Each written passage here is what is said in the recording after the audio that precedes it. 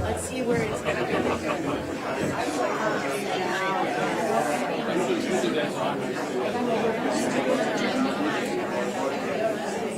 We have a new baby.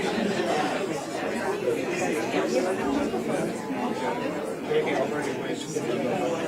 Oh, I see. We have 3 of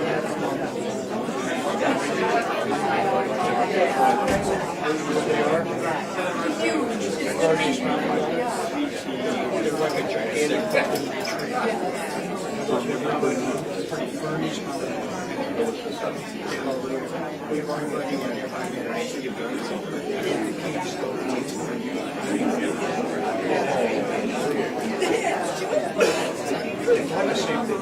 Yeah.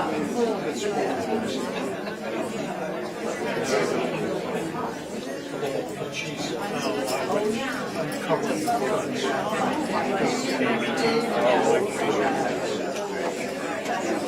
We're not going into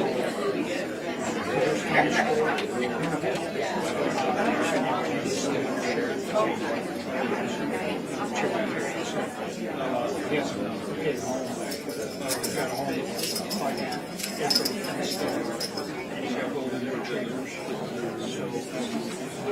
This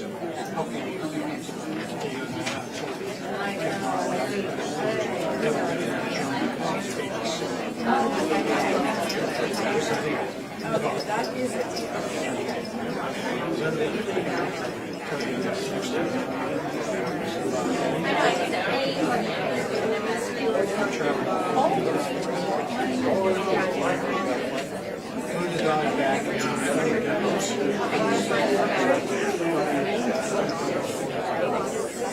Gigantic. We can't go.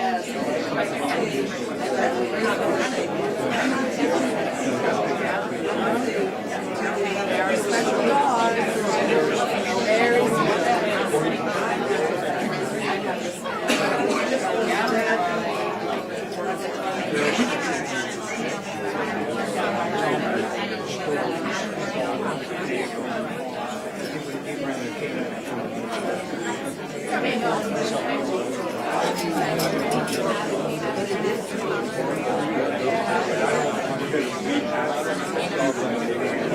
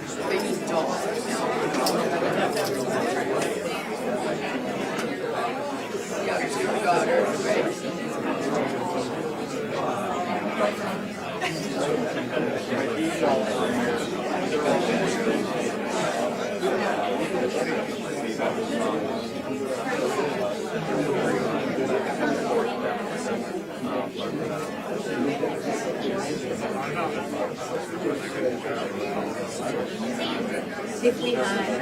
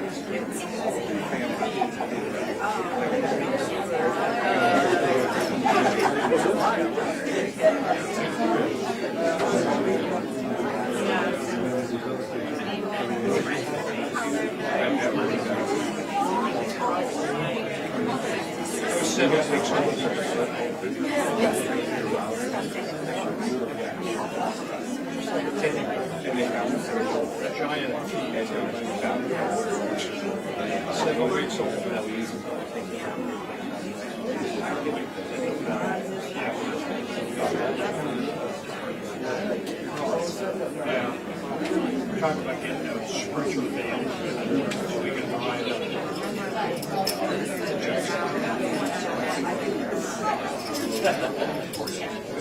when full grown we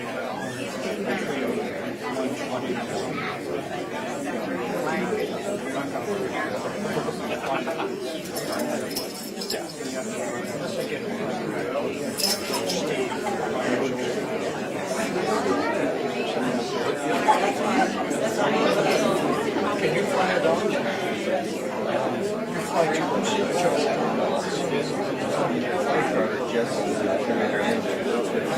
We had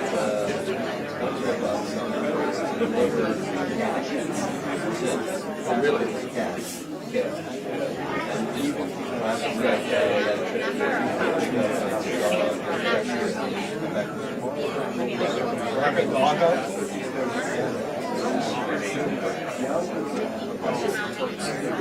I'm not going to decrease, to the academy. Do you have any weight limit on the dog?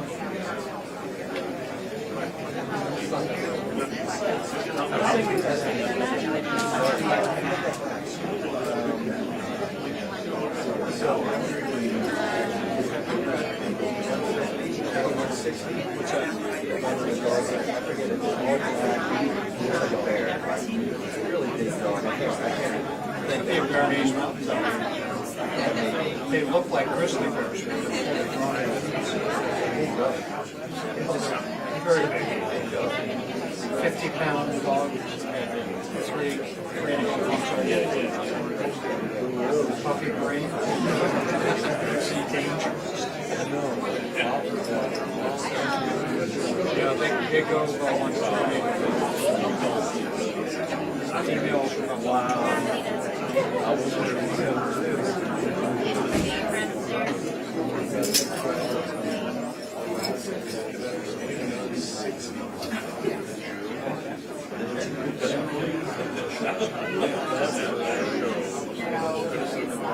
said something.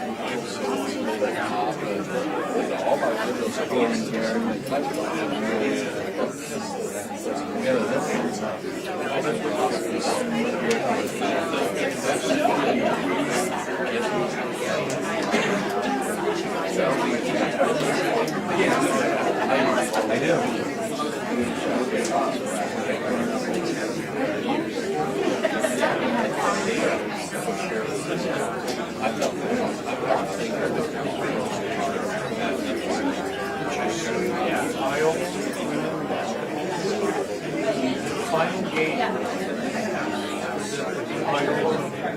Women's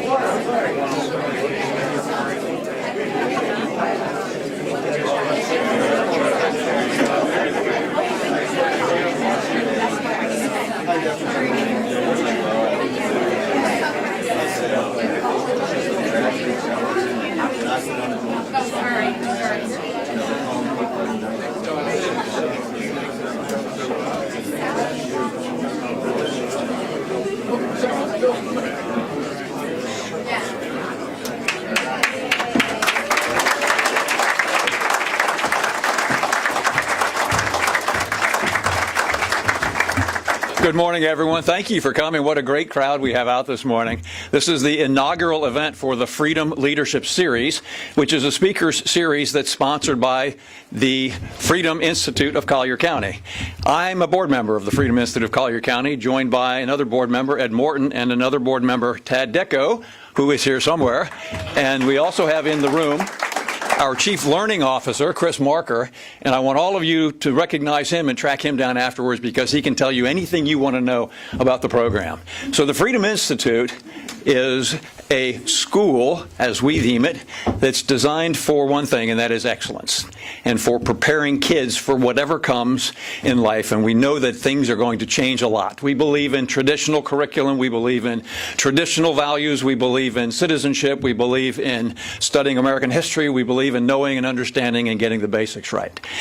We are here today to launch the Speakers Series, which, as I said, is part of the Freedom Institute, and Freedom Institute would not exist except for one man. Freedom Institute, all of you who attend, and raise your hands, you have quite a few kids and parents who are here today who attend the program.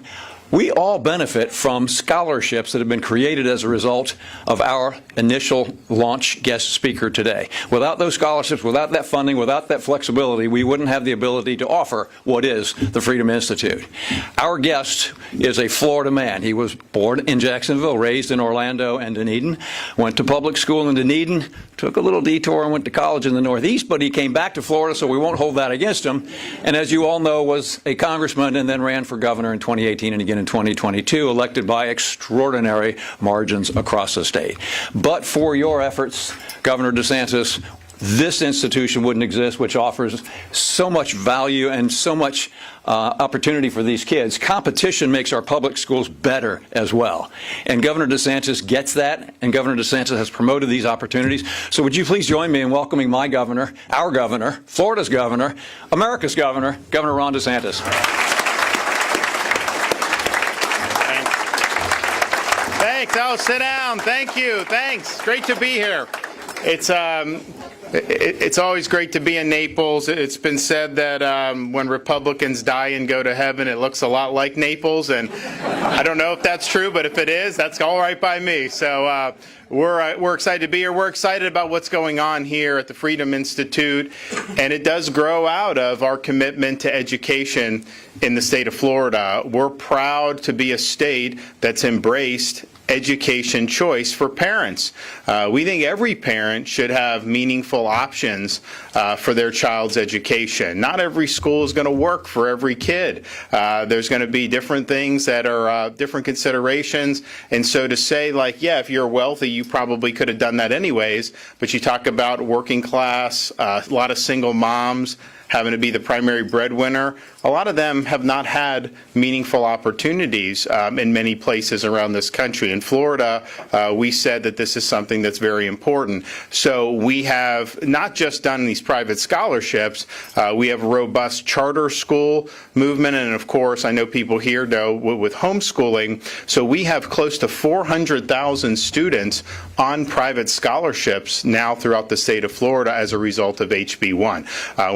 When I became governor, about 100,000 through our tax credit scholarship program, but it was effectively capped there. So we've quadrupled the number in 5 years. We also have almost 400,000 students in charter schools, which are public schools, but they're not controlled by the school district or maybe more importantly influenced by the school unions. And so they have done very well where the parent, they have no right to, I mean, it's similar to private, but these charter schools are public schools, but they have no default students going to those schools. The only way they get anyone to go is that a parent says, you know what, I want to go to this school. So you've seen that. What have the results been? Well, just our charter population, the 400,000 students, well, this was when we probably had about 350 with these numbers, but if you look at the performance of just our charter population, which is disproportionately low income, disproportionately racial and ethnic minorities, if you just look at that, and that was their own state, those 350,000, which is where we have the data most recently, it would be one of the top 5 performing states in the country. Just our charter population would do that. Look at Florida overall, what we've done, the most recent recent Nation's Report Card in 2022. This is the first post-COVID test. We finished third and fourth, respectively, in fourth grade reading and fourth grade math in the entire United States. That was not true in Florida 25 or 30 years ago. But we've also done, and we've understand, having robust choice. And oh yeah, we have close to 200,000 homeschool families now in the state of Florida. So we have really leaned in. We want to give parents meaningful options. But we've also understood that even with all that choice, still the majority of students in the state attend their local school in the school district. So we've worked hard to be able to support additional programs there. We've done billions of dollars in increases for teacher salaries. We're going to do another big push, I think, in this budget that's going to come out in the next week or so. So those are all very, very meaningful things, and the results speak for themselves. We're doing well on these metrics. Many other states have done much worse. And yes, part of it is when COVID hit, we made the decision, we got to get these kids in school. You got to be able to go to school. You can't let fear take away opportunities for millions of kids like they did in California and in Illinois. And I think what they did is going to have reverberations for many, many generations to take kids out of school like that. So we're proud of that. We're proud of doing the choice. Now, part of that flows from our belief in parents' rights to direct the education and upbringing of their kids. Yes, having the choice about which school, but also having an ability to play a role and to be informed about what's going on in your kid's school. So we've seen things like curriculum transparency, where parents in Florida have a right to know what's being taught, what materials are being used in their kids' school. Why would you oppose that? There's no reason to oppose that. And parents have utilized those resources and those reforms to blow the whistle on some things that were wholly inappropriate to be in schools. There have been pornographic books. There have been things with clearly a very bad agenda that's been trying to shove down the throats of these kids. So parents have been able to blow the whistle on that, and nobody defends any of that stuff. In fact, we just did an event the other day. We played a 2-minute video, and we showed all this stuff. Very few people even report on it because, well, some of it I don't think you could put on broadcast TV with different FEC stuff. But I think some of these others, they want to act like the parents are objecting to just normal books, which is not the case. And if they are doing that, there's certainly nothing in Florida law that would say these normal books are problematic. We're talking about an agenda. We're talking about things that are totally inappropriate. But that just gives parents an ability to participate and to know. So that's really important with the rights of parents. The other thing is, and I know this Freedom Institute is on the same page as us, you're going to have students leave our schools, whether it's a charter school, a private school, a public school district, or whether it's homeschooling, and they're going to have a variety of different pathways that they're going to pursue in life. I was just down, we were just upstairs meeting with some of the students. Some of them are doing aviation, some are doing other things. There's a lot of interest in doing a variety of things, and that's great and that's normal. And if you're going down certain fields, yeah, there may be some subjects that you're probably not going to use as much. You go down others, maybe you'll use them. But I think that no matter what pathway you choose, every single person that we graduate out of our schools, they are going to be adult American citizens. And with that comes responsibilities. And part of the responsibility is having a foundation in American civics and in the founding principles of this country. And that's really been a lost art for many, many years. You go to a lot of universities, it's hard to even find courses about the foundations of the country and a lot of these ideals. And when they teach it, a lot of it's very negative, attacking the founding fathers and demonizing them. So we've made a big effort in Florida to say American civics is important. It's something that has universal application. And we don't want to be graduating people that have no foundations and that are just kind of twisting in the wind and don't know how to make sense of the world around them. So we've done things in Florida and yes, requiring more civics, doing all that. We've done that, and that's important, but that's totally insufficient. What we've also done is recognize that you could be a very diligent student through college, want to be a teacher. You probably haven't had the courses that you would really need to teach civics in a really strong way, given the nature of higher education in this country. That's just likely the case, through no fault of your own. So we've created a curriculum for teachers, a civics curriculum, 50 hours.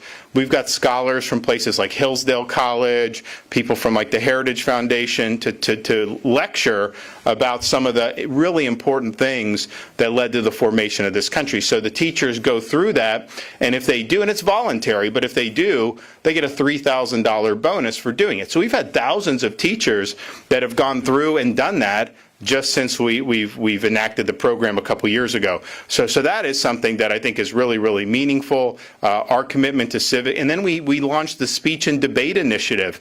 We had 10 school districts or 12 school districts when I became governor that did speech and debate. Now every single school district in the state of Florida is involved in speech and debate. So it gives students an opportunity to not just kind of wrestle with issues, but maybe be tasked with defending a position that's opposite of what you actually think. So you got to get outside of your comfort zone, maybe think about how someone else would approach an issue, try to figure out where they're coming from on that, and then make the case in a direction that you on your own may not necessarily agree with. I think those are valuable skills. What I see in a lot of these universities is a lot of groupthink. They just repeat the same canards, basically, and there's not a lot of critical thinking because these assumptions are never challenged.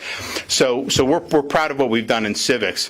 The other thing that we've done, and I think is important, is just to recognize, yes, Tom mentioned, I went, out of state, for higher ed, and I'm a believer in higher ed, but I also understand that a degree from a 4-year brick and ivy university is not the only way you can be successful. And it's not the best way you can be successful for many people. So we've placed an effort, an emphasis on workforce education.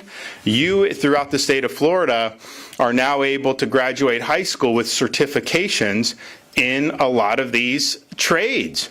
Welding, aviation mechanics, you name it, electrical.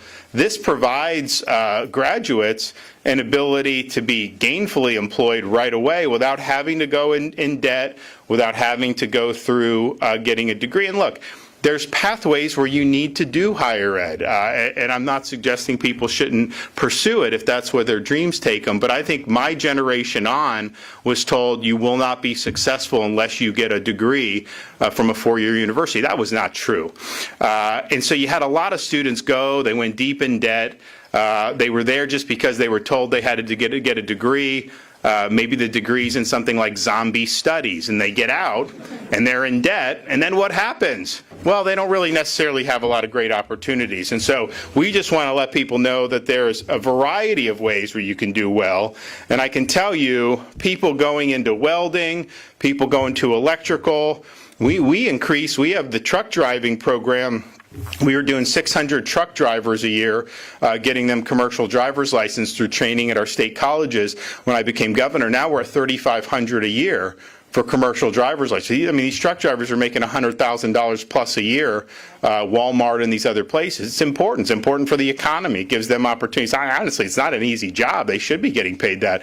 So these are there. So there was, I think, a view that you're somehow less than somebody that went to a 4-year college, and that is just totally not true. I mean, who made the better decision? Someone that went and got a certification in welding and was started to make 80, 90 grand a year right out of high school, or someone that went to school for 6 years, went on $100,000 in debt to get a degree in gender studies? Now, I don't know. Maybe you think the other one's better, but I mean, you can't be sitting there where you're looking down on somebody for making a choice to pursue career education. So we're committed to that. We think it's really, really important. We've had great success. We're going to do more. When I became governor, we were in the bottom half of states for workforce education. Our goal was to be #1 by the end of the decade. We're well on our way to doing that. So that's really, really exciting. The other thing is you are going to have some students that are not going to pursue workforce, and that's fine because there is opportunities in higher education, but it's important that this higher education is actually meaningful. And so we've really worked hard in the state of Florida to do that, first by not raising tuition. So our tuition has been the same for about 10 years in the state of Florida. It's the cheapest in-state tuition anywhere in the country. And so that gives people an ability to go without going really, really deep in debt. And if you're a top performing student with the Bright Future Scholarship, you end up going for free, certainly if you get the full scholarship, but even if you get the partial, you get 75%. So that's good.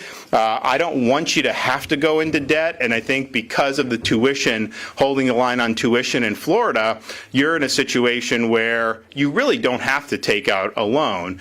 I think students in college, I mean, like I worked all kinds of odd jobs when I was in school. We've made it so that if you don't want to take out a loan and your parents have no money to give you, if you're high performing, so you can get a scholarship for tuition, then you work and can take care of your expenses.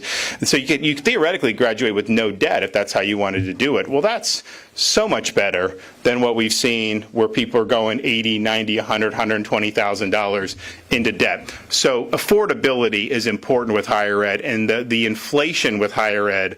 I mean, I know we've had a period of inflation now in this country for the last few years, but higher ed has been inflating for decades. And what do they do with the money? Part of it is they get all these loan dollars from the federal government. Are they improving the quality of the education? Largely, no. What are they doing? They're expanding the administrative bureaucracies of the universities. So you have more administrative bloat, but you're not necessarily getting a better product. So that's not what we want in the state of Florida.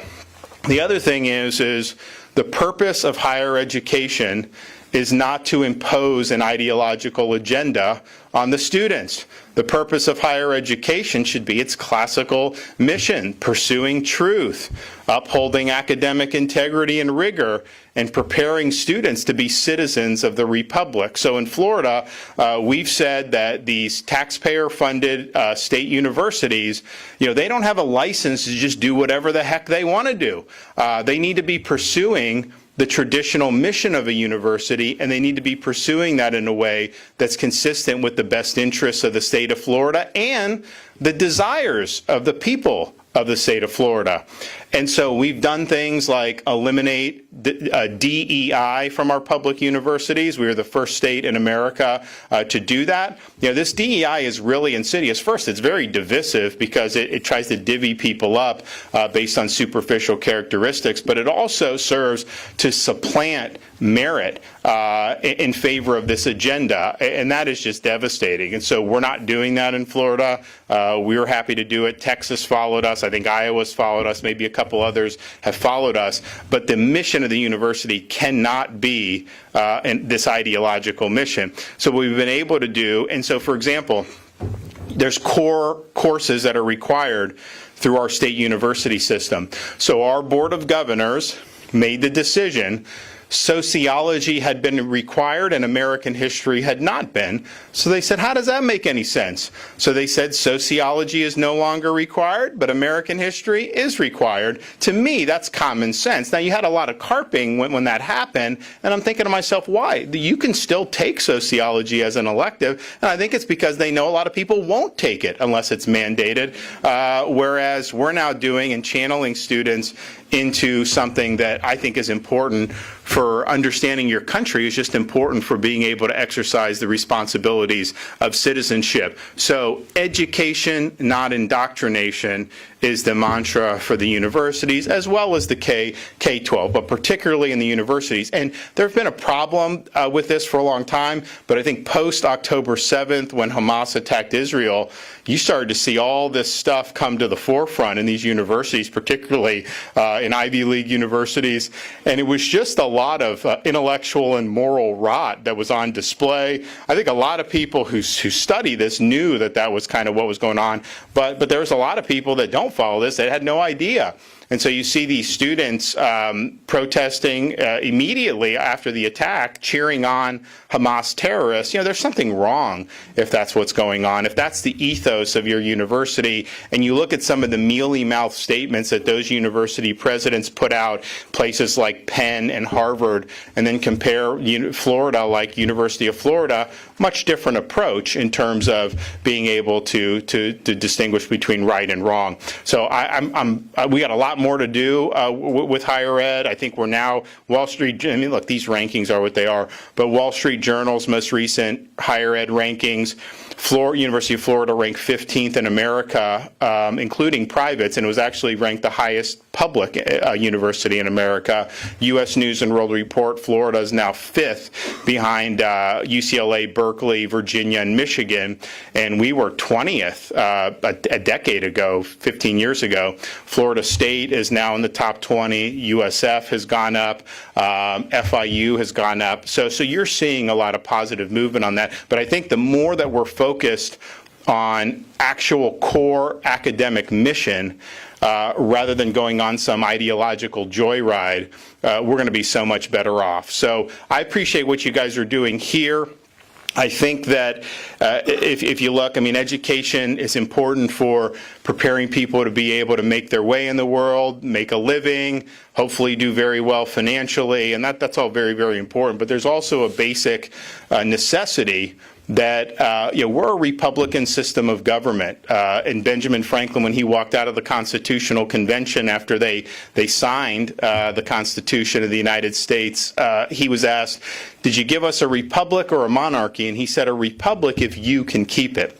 Because they understand, you can have the best declaration in the world, you can have the best constitution in the world. These things don't run on autopilot. They require every generation of Americans to be able to stand up and defend freedom. Sometimes that may mean putting on a uniform, risking your life, and giving your life for this country. But on a basic level, I think it means that the people, the young people that we're educating to be good citizens of this republic and good stewards of the country's future. So the mission here, I think, is much bigger than just helping students who may want to be a pilot at Naples Airport, all that. It's all very important.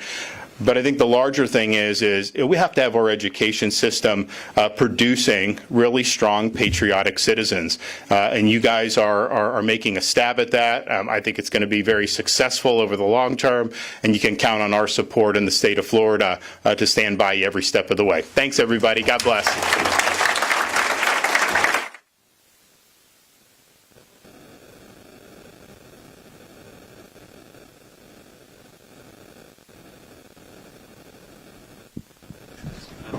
Oh, you got a mic. Okay.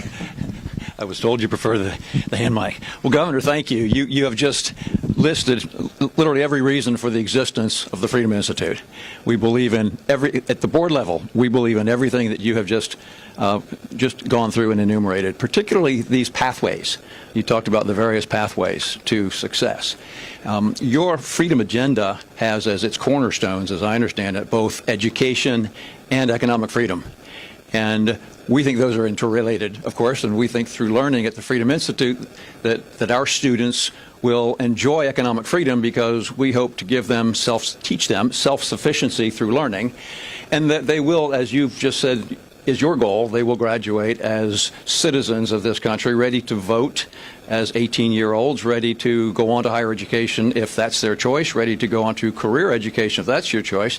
But you have been on this so intently since you were first elected governor in 2018. Where did that passion come from? How did you develop this extraordinary interest in making lives better for families and for kids in Florida? Well, I mean, I think that, so when I was, in school, we had 9/11, I think after I graduated college, but so I made the decision to volunteer and serve in the military, knowing that, you may end up going overseas. And so I ended up doing that, volunteer to serve in Iraq. And it was kind of a decision that a lot of people found really perplexing because they're like, well, wait a minute, you've got degrees from Harvard and Yale, you can do all kinds of things and make millions of dollars, and yet you're volunteering to go to Fallujah and sit there, be in the sandbox. But I think it grew out of an appreciation for being born and raised in this country, because it gave me an opportunity to really make the best of my God-given talents. And I felt that when the country was in conflict that I needed to raise my hand and do that. And so that's just kind of how I viewed things, and I have an appreciation for that. But I also see where we're falling short. And I think on this education, the country's fallen short in a lot of ways. We're obviously doing our best in Florida to do well on it.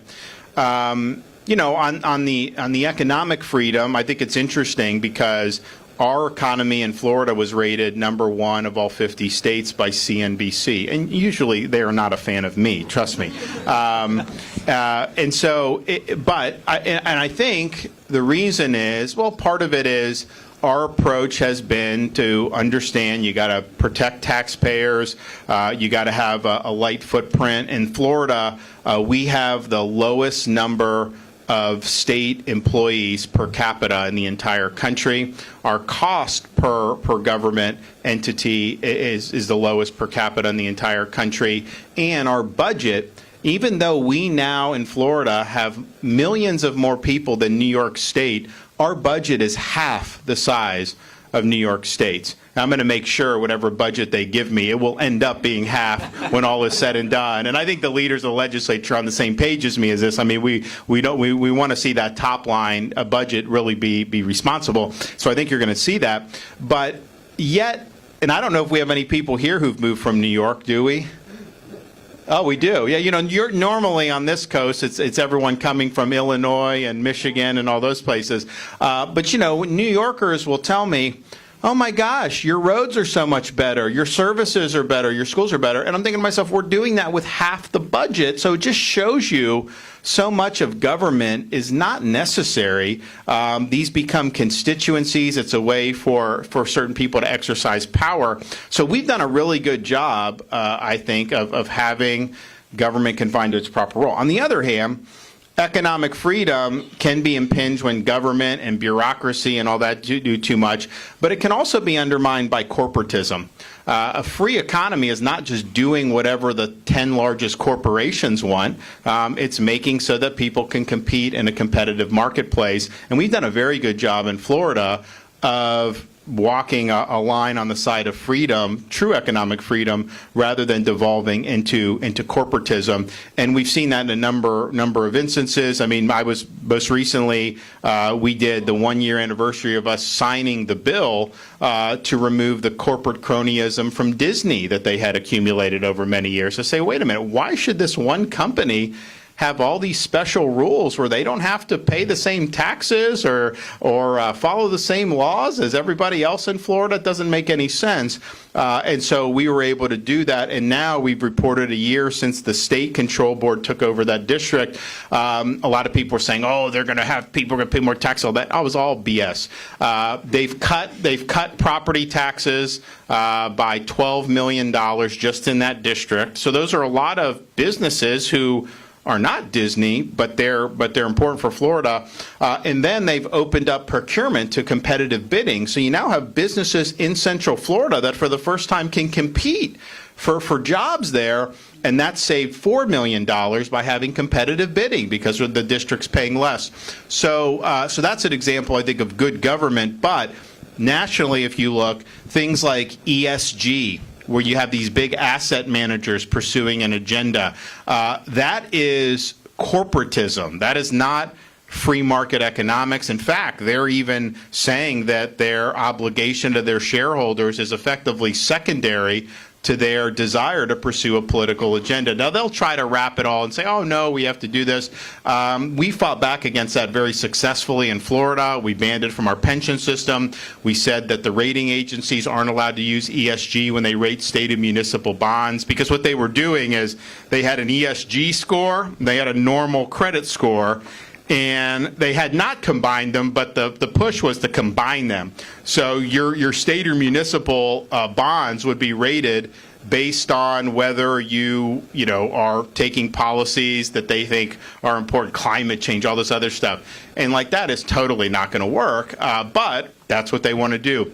So we fought back against that, but there are some people who think that basically anytime a corporation wants to do anything, that it's somehow not free market to push back on them if they're doing things that are destructive. I don't think that we should be governed by 6 asset managers. I don't think we should be governed by 6 anybody. But if we had to choose 6, they would be the last people I would choose because they don't have your interests at heart. And I think that's part of the reason why we've been successful. I mean, we're a better place, a better state for people to start businesses and to have family-owned businesses and medium-sized businesses than just about anywhere in the country. And we're #1 in new business formations every year since I've been governor. And thank you for your service, Governor. You did have a lot of other choices, even though you went to those Northeastern schools. We have a number of people here who are just dying to go to our schools and stay in our university and stay in Florida. A lot of times what happens, people go to school out of state and they don't come back. Well, it's also the case. I mean, I think for what you've seen recently, employers and people are going to think, okay, you graduate from Harvard. What has been put into your head while you were there? Like, look, I mean, I'm sure everyone there has good aptitude, but it just raises the question about, are these really going to be the leaders of our society the way that it was thought that was the case however many decades ago? And I don't think that's the case anymore. I think the prestige factor is much less than it was in the past. And I think you do very well by utilizing the resources that we have here in the state of Florida, for sure. And that probably wasn't true when I was growing up. You had an opportunity, and I was a baseball player at Yale. I'd never been to New England in my life before I showed up on the campus there, and it was a culture shock. It was not necessarily something that was similar to where I grew up, but I had the belief, and I didn't even know colleges were liberal then. I mean, I just went in thinking, well, you know what, this is going to help me kind of expand opportunities. That was probably true at the time. I just wonder now how true that is. I think there's a lot of people that are really concerned about a lot, and you saw some of these students who were really active at supporting Hamas, that they had job offers pulled from them, which I think was appropriate. I mean, like, look, we at some point, we've got to have a basic common set of values here, and if you're celebrating terrorist attacks like that, that's just not going to fly. So I think those universities have really done, and they're so into the DEI and all that stuff. I mean, that is just their bread and butter.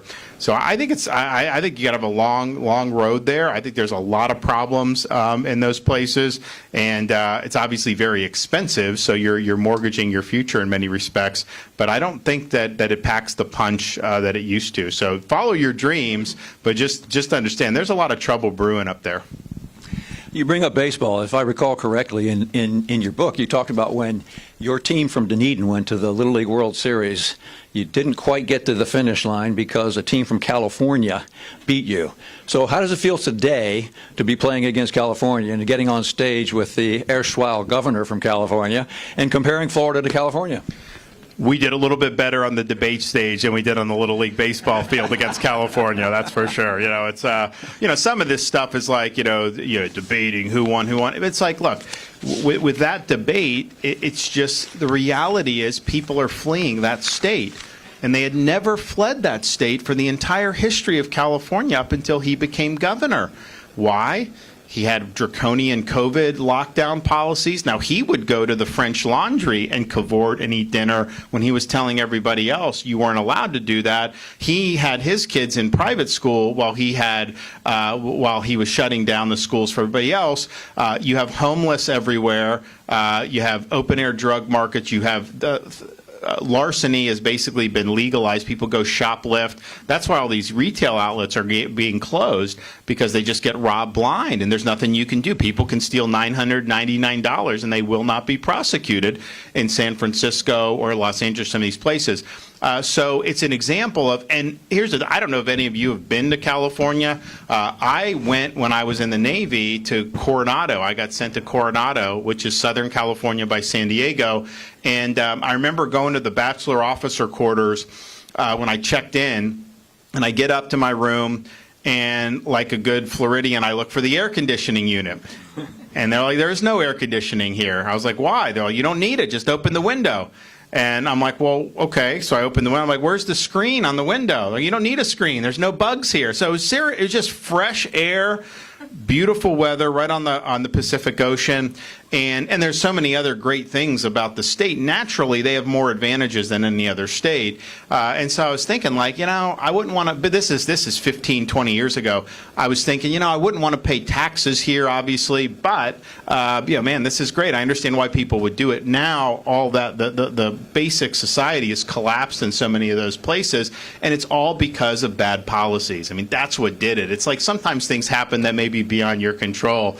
This was engineered by leftist policies, and so it is what it is. I mean, when you have hundreds of thousands of people on net leaving your state, and we have hundreds of thousands of people on net coming to our state, that just speaks louder than anything else you could do, because ultimately people vote with their feet. And the number, we used to not get we've always gotten people from the Midwest, we've always gotten people from the Northeast, but the number of people we've gotten from the entire West Coast, Washington, Oregon, California, in the last 4 or 5 years has been more than we probably have ever gotten in Florida.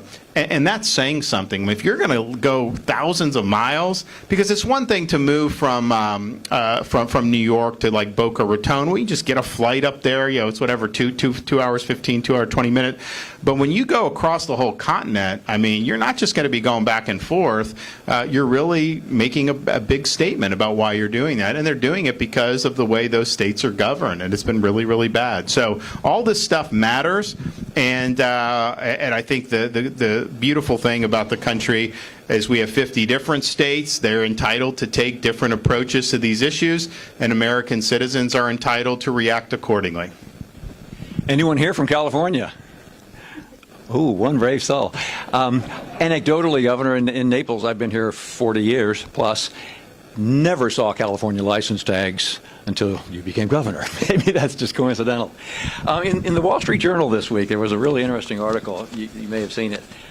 Peter Thiel, who's a well-known investor and Republican, and who lives in California, has this program where he offers money to kids to skip college. I'm wondering what you think of that. Peter Thiel is trying harder than ever to get young people to skip college since 2010. He pays students $100,000 to drop out of school and pursue, call it their dream, call it their business plan, call it their entrepreneurial model or vision. And he's had some really significant successes grow, real companies grow out of that. What do you think of that pathway for kids? Well, look, I mean, I think that the truth is, if you look at some of the most successful people in our country, these are people that did not graduate from college. Whether it's a Bill Gates, whether it's some of these people in tech. So it is true. You can be incredibly successful without getting a college degree. I mean, that is true. And I think that may be the right path to do that for some students. I think others could benefit from going to higher education. So I think it's probably circumstances dependent.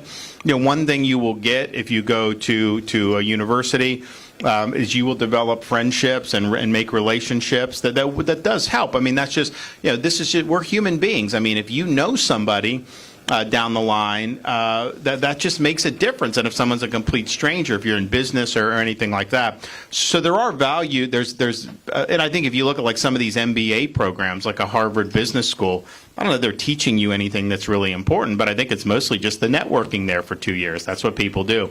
So I think it depends on the facts and circumstances. But clearly, you've seen people who dropped out of college to pursue a great idea and have been incredibly successful. That's just the truth.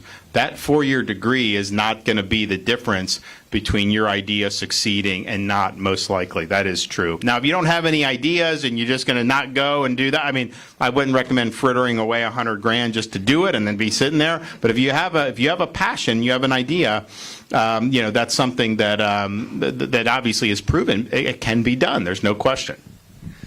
How did the initial agenda, the DIE as I prefer to call it, and the CRT and the ESG become so pervasive really since I'm going to say the last 10 or 15 years? You never heard of it prior to that, and it's taken over schools and governments in other states, not Florida. What happened? Well, I think on the DEI and the CRT, I think a lot of that really went on overdrive after the George Floyd riots. because I think it was they were saying, well, there's because I mean, like those riots, I mean, they were anti-police. They were basically saying America was unjust. Now it's interesting. Now we look back, that police officer was convicted of murder and is in prison. But after the trial, the Attorney General of Minnesota was asked, who's a very left-wing activist Attorney General, was asked, was any evidence produced that this was racially motivated? And his answer was no. They never actually produced any evidence of that. So it was just imputed that was the reason. And that obviously led to cities burning down. I mean, horrible riots or this. But I think the impetus was that they were going to cure this injustice that was being identified by those folks. And part of the way you do that is things like critical race theory, which teaches things like the American Revolution was fought to defend slavery, which is a lie. That is not true. We know why they fought the Revolution because they wrote it down. They had pamphlets circulating, mostly in New England states, which obviously was not exactly a hotbed for slavery. So they're trying to, I think, impose an ideological agenda that the aim is to delegitimize America's founding principles and America's institutions. So it's I think it's a very negative agenda. Now that's different from teaching basics of history, including the history of African Americans. They will try to conflate the two. And so in Florida, we banned CRT from our K-12 schools. But in the same bill, we said, you must teach about racial discrimination that happened and all these other things. And so if you actually read the bill, very few people would be able to mount a very significant criticism of it. But what would happen, like the media would say, that they would conflate it. They were like, oh, Florida doesn't want to teach black history, even though the bill mandated that. And so it's something that I think it's wrong to teach things that are not true. When you impute that to the founding fathers and the American Revolution, it's just not true. But also, I think it's a major agenda. So that really took off in the summer of 2020. I think DEI as well took off a lot in the summer of 2020. They've both been spectacular failures in terms of what they're doing. I mean, they're alienating people that had used to be center left in this country because it's just so ridiculous. And I just think that we need to have a society in which so parents could know, students could know, you're applying to school, you're doing this. The determining factor is going to be merit. All right, and it's not always, some merit's objective. If you have a 4.0 and a 1600 SAT and somebody else has a 3.0 and an 1100, objectively we can say you were a better student, no question. There's other things about extracurriculars, all this stuff. But the bottom line, the goal has got to be merit and rewarding merit and achievement. And the whole DE&I and CRT really represent an attack on that. And they don't want to have people judged on merit. They want it to be judged more on political ideology and pursuing a political agenda. And that's wrong. Now, the ESG, in some respects, is even more of a threat because you've got some serious players, these big asset managers, other major corporations, Wall Street banks, that have bought into this idea where they're using their economic power, which is significant, to be able to impose an agenda on a whole variety of things. They don't like Second Amendment. They don't like fossil fuels. There's on and on it goes.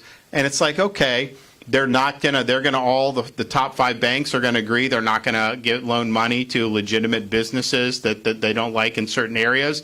That's changing policy in many respects. So it raises a lot of really, really significant issues. We've pushed back on that in Florida by, like I said, banning it in our pension fund, making sure that the state, the rating agencies aren't using it. And then also just we have financial protections where they can't debank you or things like that based on their political differences and stuff. But these are touchy things. I mean, it's not always easy to get it right.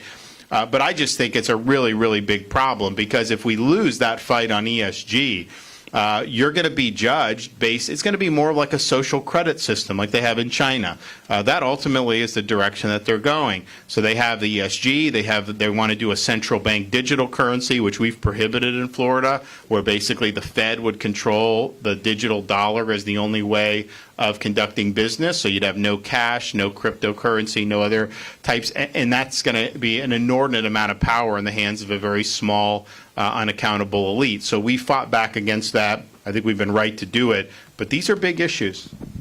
The media always portrays this as a culture war issue. That's their favorite phrase or terminology. I see it as also being very tied to economic success and economic growth. As you've described it, and we certainly agree at Freedom, it is anti-merit to not consider the strengths and weaknesses of any particular individual when considering how they advance. If we don't promote, identify, and nurture the very best, the very brightest, the very smartest in this country and promote them on that basis and that basis alone, what do you think that does at a macro level to the ability of the United States to produce and to compete and ultimately defend ourselves against countries that don't care about any of these initials? I just think it creates an incentive for young people to not work hard. I mean, why would you want to work hard if you're not going to see a benefit from that? I worked odd jobs, minimum wage. I did all this stuff growing up because I was like, ultimately, it will help me get ahead, right? And if I didn't believe that, then why bother doing that? If merit is not the primary way people are going to be evaluated, I think you're going to see an overall decline in initiative and hard work. And it's not going to be because people are lazy. It's going to be because they're following the incentives that are being put in front of them. The society is telling them hard work is not going to pay off, that achievement and merit are not things that somehow that is valued by this society. And that'll be very bad for this country if that happens. Well, Governor, on that note, maybe we'll wrap up. And I'd like to close just by reading your dedication out of this book that I thought was so good and so applicable to all of us here, including the students in the program. And you dedicated the book to your three children, Madison, Mason, and Mamie, and said, remember to always listen to your mother. And I think that's pretty good advice. I think we should all always remember to listen to our mother. And unless you have any further things you'd like to share with our students, Governor, I'd like to just thank you so much for showing up today in beautiful Southwest Florida and sharing your thoughts with us. Well, I will just say for the record, the three kids, they are still not at the point where they are always 100% listening to their mother. So, well, fair enough. Thank you so much. All right.